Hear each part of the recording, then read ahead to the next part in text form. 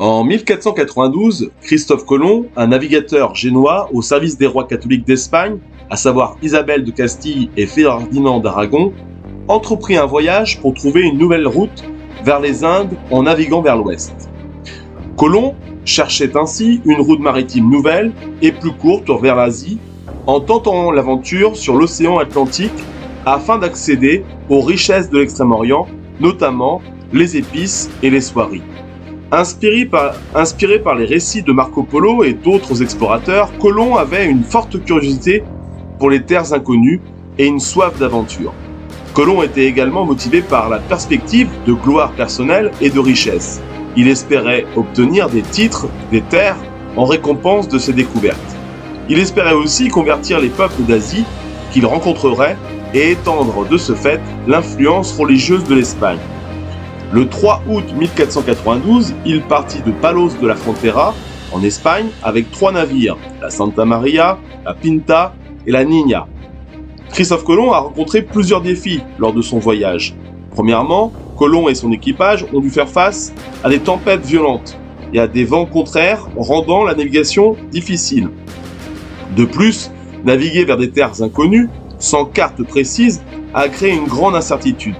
L'équipage craignait de ne jamais retrouver la terre ferme. Autre problème, la gestion des provisions. Colomb devait s'assurer que les vivres embarqués et l'eau potable suffisaient pour tout le voyage. Le long voyage a provoqué des tensions et des mutineries parmi l'équipage qui doutait parfois de la réussite de l'expédition. C'est ainsi qu'après plusieurs semaines en mer, Colomb et son équipage atteignirent les îles des Caraïbes le 12 octobre 1492. Ils débarquèrent sur une île qu'ils nommèrent San Salvador, aujourd'hui dans les Bahamas.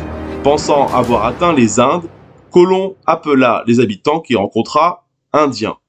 Rapidement, Christophe Colomb a commencé à exploiter les indigènes. Il a capturé certains d'entre eux pour les ramener en Espagne comme preuve de sa découverte et pour les convertir au christianisme. Il a également imposé des travaux forcés aux indigènes pour extraire de l'or et d'autres ressources. À son retour en Espagne, Christophe Colomb a été accueilli en héros 8 mois après son départ. Il a été reçu solennellement à Barcelone par les rois catholiques. Cette réception a été marquée par de grands honneurs et une reconnaissance officielle de son succès. Colomb a rapidement obtenu les fonds et les équipages nécessaires pour entreprendre un second voyage, cette fois avec une flotte de 17 navires et pas moins de 1500 hommes, afin d'établir une colonie permanente sur l'île appelée Hispaniola, aujourd'hui Haïti et la République dominicaine. Le troisième voyage en 1498 avait pour objectif de trouver un passage vers l'Asie continentale. Il atteint le continent sud-américain pour la première fois. Lors du quatrième voyage, en 1502, il échoua de nouveau à trouver un passage vers l'océan Indien. Il retourna ensuite en Espagne, malade et affaibli.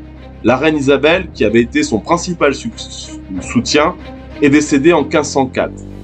Le roi Ferdinand, préoccupé par d'autres affaires, a montré peu d'intérêt à Colomb. Il décéda le 20 mai 1506 à Valladolid, à l'âge de 54 ans, convaincu d'avoir atteint les côtes de l'Asie sans véritablement réaliser qu'il avait découvert un nouveau continent.